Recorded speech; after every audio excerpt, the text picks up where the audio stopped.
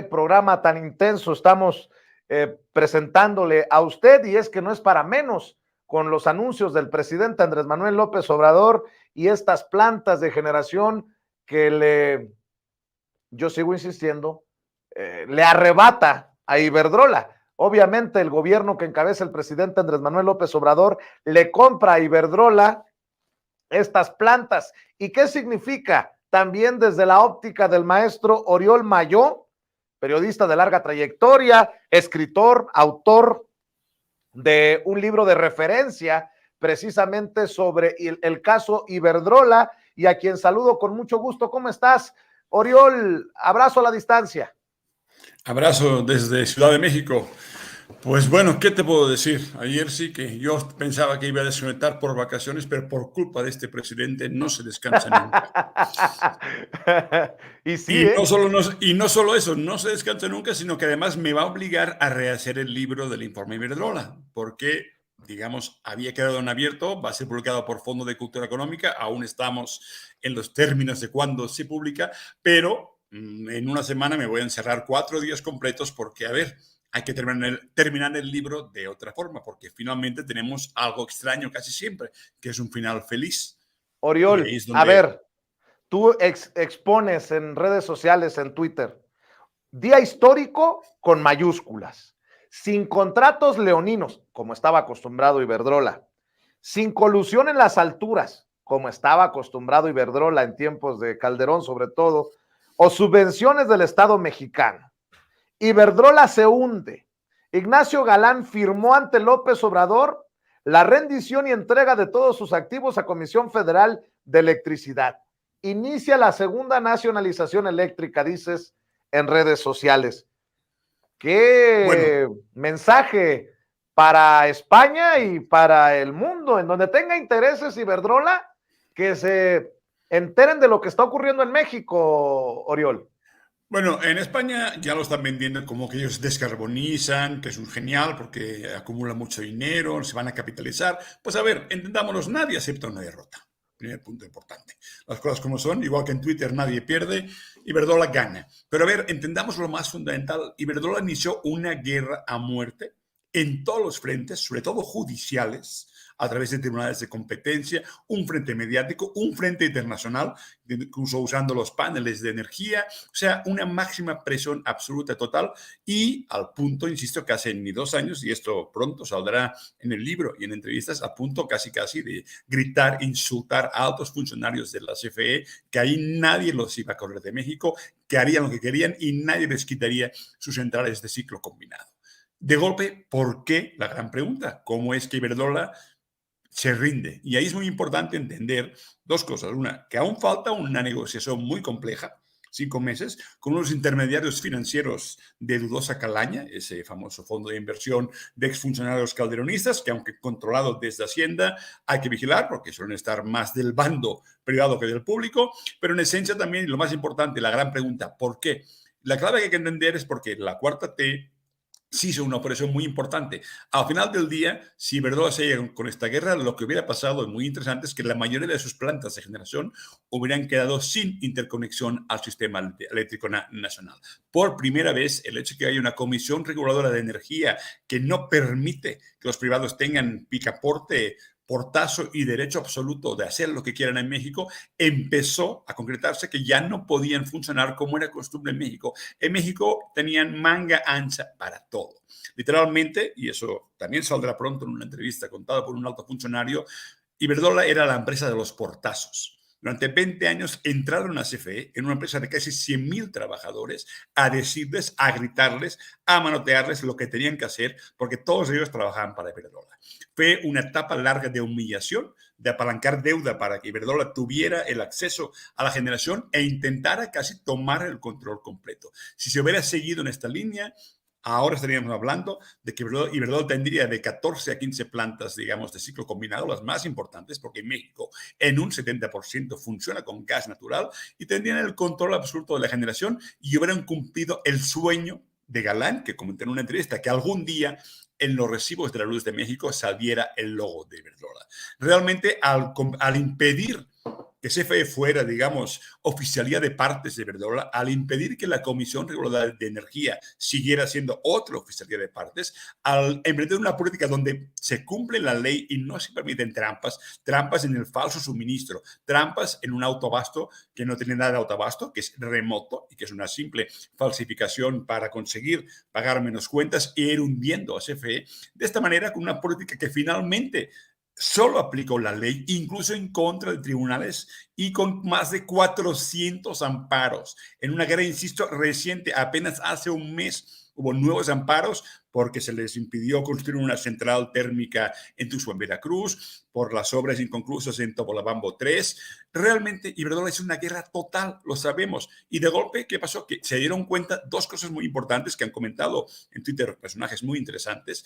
Saben que en el 24 finalmente no llegarán los suyos. Llegue quien llegue vinculado a la Cuarta T, nadie se va a atrever a terminar o acabar con esa política de soberanía energética que impulsó el presidente. Eso va a seguir, mande quien mande, si es que obviamente viene del espacio de la Cuarta T. Y otra cosa muy importante, no van a poder seguir. Sus plantas serán suyas porque según sus contratos de productores independientes se iban a quedar la planta hasta el fin de los días, pero no la iban a interconectar a ninguna parte, porque no se va a permitir ese juego de defraudación constante que hacía Iberdrola. Dicho esto, descubrieron que como no había manera, ya mejor negociar. Y ahí yo pienso que incluso por encima de Enrique Alba, un hombre de los más gritones y más terribles, un virrey absoluto, enloquecido contra CFE, insisto, que a gritos amenazaba a altos funcionarios, Galán creo que decidió, y hay que verlo pronto, que pues era mejor ahí agarrar el cash que se pueda, porque no iban a poder, su plan de...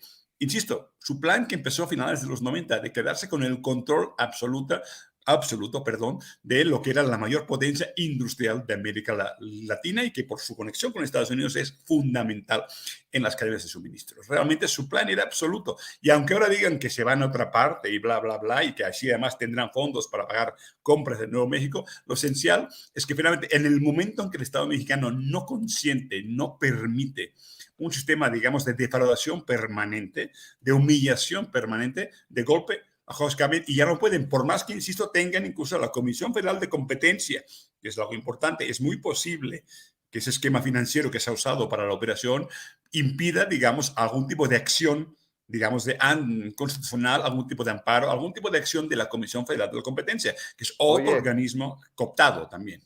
Oye, Oriol, y creo que es importante retomar algunas declaraciones, sobre todo en redes sociales, de obviamente quienes celebran esta compra de las 13 plantas a Iberdrola, en lo que muchos consideramos, ya tú me darás la opinión, una gran victoria, hasta política, del presidente Andrés Manuel López Obrador, al de esta manera doblar al que había identificado como un enemigo de los intereses del pueblo de México, Iberdrola. Pero fíjate, Pedro Ferriz de Con, y solo porque el presidente lo menciona, este que se cree todólogo, ¿no? Quiere opinar de todo, dice, una cosa es decir que Malo, o sea, AMLO, compró las 13 plantas de Iberdrola en México y otra que la empresa española se haya deshecho de ellas, luego que el presidente les hiciera la vida imposible. El loco le llama nueva nacionalización. Ahí te dejo esa opinión. Pero, contraria a la opinión de Pedro Ferriz de Con, también leo a Rafael Barajas el Fisgón, uno de los mejores moneros caricaturistas de México y quien preside el Instituto Nacional de Formación Política de Morena. Dice, con la compra de 13 plantas de Iberdrola, la Comisión Federal de Electricidad ya no va a generar el 39% de su luz, sino el 55%. Con esto México recupera soberanía energética y frena el saqueo neoliberal. El negocio de las multinacionales no era la luz, sino los contratos leoninos de Fox y Calderón. Y bueno, pues sigo leyendo a muchos colegas, periodistas, algunos impresentables incluso, que hablan de que el presidente presume la compra de fierros viejos, lo que es querer torcer las cosas. Con esos fierros viejos nos clavaban la uña a los mexicanos, los iberdrolos. Con eso lo digo todo, Oriol, ¿cómo ves? ¿No? Y claro que ahora esto que, pues, es inevitable en este tipo de guerras eléctricas que, pues, en este caso, el perdedor, el que realmente inició la guerra y no quiso negociar en un principio de ninguna forma y se lanzó casi casi a un golpismo permanente a través de la lawfare, a través de los tribunales especialmente, insisto, hablamos de más de 400 amparos contra todo, siguen amparados contra las tarifas de porteo, siguen amparados, no hay nada, tenían todo paralizado a base de amparos que incluso pese a los cambios en el tribunal, en la Suprema Corte, perdón, incluso con esto hubiera tardado mucho el proceso, pero simultáneamente al menos los organismos fundamentales del Estado mexicano ya no estaban permitiendo las tranzas habituales. Entonces, insisto, solo por esta vía, no eran fierros viejos, para nada, no lo son. Algunas centrales son muy recientes, otras no, pero realmente están en condiciones, están funcionando y hemos recuperado algo que es la soberanía sobre Monterrey, que no existía.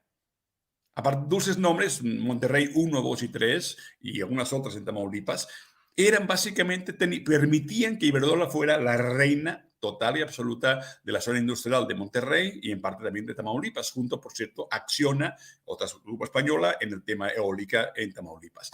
Es importantísimo, pues si pasamos, creo que se dijo ayer, del 5% a casi la mitad de la generación eléctrica en zonas como Monterrey y, por tanto, la fuerza que se tendrá incluso cuando Tesla llegue y requiera energía. La CFE, de esta manera, se convierte de facto en el jugador central y, sinceramente, en lo que tenía que haber sido siempre el monopolio natural en manos públicas, que es la única forma por economía de escala masiva, digamos, y pública, que tengamos siempre energía barata para todos los mexicanos. Es algo clave, no importa cómo luego lo vendan, no importa que hablen de fierros viejos, al rato te va a aparecer el camión de los fierros viejos, Iberdrola, no, realmente no lo es. Y mira, nada es más bonito, y ayer el video del presidente en Palacio Nacional, hay Galán, que es un soberbio, aunque Enrique Alba es peor, siempre el minion, siempre se lo hace un poquito más exagerado, pero Galán diciendo que hay que respetar las políticas, digamos, de cada estado. Un tipo que no ha respetado en la vida ningún estado y que si pudiera hubiera pagado lo que pagó México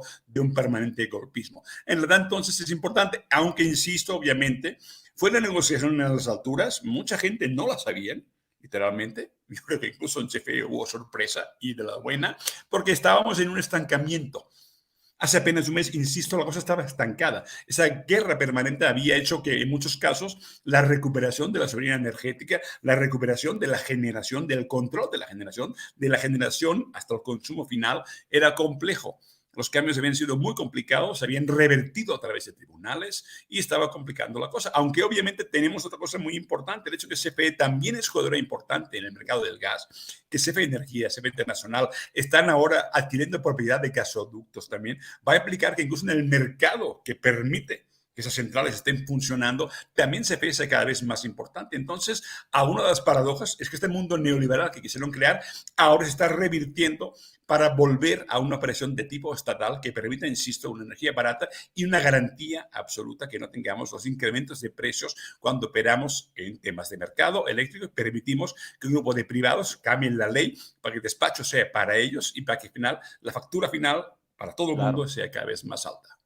Claro, estaremos al pendiente de cómo reescribes, pues, tu libro, mi querido Oriol Mayó, para que salga en circulación en México. Y si me permites, te estaré molestando para que hablemos cada vez con más detalles de esta Iberdrola que en México, vamos a dejarlo elegantemente, ha vendido al gobierno del presidente Andrés Manuel López Obrador 13 de sus plantas generadoras de electricidad. Mi querido Oriol, ¿en dónde puedes seguir lo que escribes sobre el tema La Audiencia de Sin Censura? Pues ahora sí que soy monotemático en Twitter, Oriol Mayo, todo junto, ahí sí publico, ahí sí más o menos interactúo, ahí nos peleamos un poquito, ya me estoy adaptando al ring, al barrio rudo de Twitter, perdón, y a ver cómo va, voy a seguir publicando en Twitter porque creo que es la plataforma más pública de todas, la más abierta, la que permite pues que estemos conectados con más información al momento. Ahí nos vemos en Twitter. Te mando un abrazo, Oriol, gracias por llegar a la cita con la audiencia y ya nos debemos una comidita, una cenita, maestro. Ahí, ¿me confirmas cuándo? Claro que sí, te mando un abrazo. El maestro Oriol Mayó hablando con nosotros sin censura. Y ya llegaron Manuel Hernández Borbón.